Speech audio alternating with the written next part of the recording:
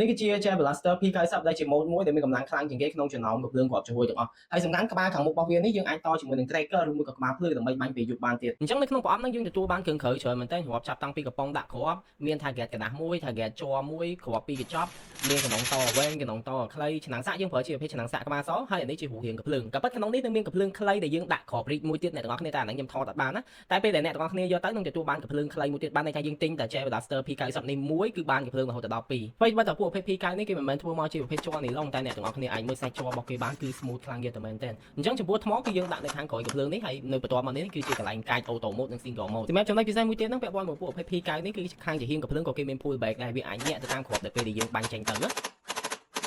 អញ្ចឹងសម្រាប់បងគឺយើងអាចចុចវាដោះបានដែលយើងចុចវានៅខាងជាហៀងខាងឆ្វេងបន្ទាប់មកវាមាន restore មួយដែលយើងអាចហូតវាមកខាងក្រោមបានហើយយើងចាក់គ្រាប់ចូលទៅក្នុងប្រឡោះហ្នឹងទៅយើងបលែង restore ហ្នឹងទៅវិញជាការស្រេចសម្រាប់ P90 នេះដែរក៏ពិតពណ៌គឺយើងមានច្រើនពណ៌ប៉ុន្តែពណ៌ដែលខ្ញុំចូលចិត្តជាងគេគឺពណ៌សដែលខ្ញុំកំពុងតែបង្ហាញអ្នកទាំងអស់គ្នានេះហាអញ្ចឹងជាក់ស្ដែងចំពោះការតេស្តខ្ញុំនឹងតេស្តជា3ដំណាក់កាលទី1ខ្ញុំនឹងធ្វើការបាញ់ជាกระดาษ RAM យើងហ្នឹងអញ្ចឹងអានេះគឺជាវាស្ដើងទេ 100% គឺវានឹងលហែកហើយទី2ខ្ញុំនឹងបាញ់ជាមួយនឹងกระดาษកាតុងกระดาษឡាំង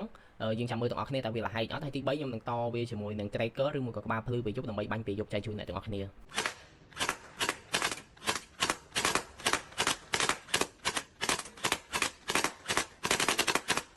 ដោយដែលអ្នកទាំងអស់គ្នាបានឃើញគ្រាប់ដែលហោះចេញទៅនឹងសលេងដែលបានបាញ់ចេញទៅគឺ smooth ខ្លាំងយកតែមែនតើអ្នកទាំងអស់គ្នាដោយសារតែយើងដាក់គ្រាប់ពីលើអញ្ចឹងគ្រាប់គឺវាអត់អាក់ស្ដង់វាអត់ស្ទះដូចពួកភេទ M4 ទេអ្នកដែលគាត់ធ្លាប់លេង M4 គាត់ដឹង P90 នេះគឺបាញ់ smooth យកសឹងថាអត់មានស្អុយគ្រាប់ទេបាញ់10គឺចេញ10ហ្មងឥឡូវយើងមកធ្វើការតេស្តបាញ់ជាមួយនឹងសបកឡាំងប្រភេទនេះម្ដង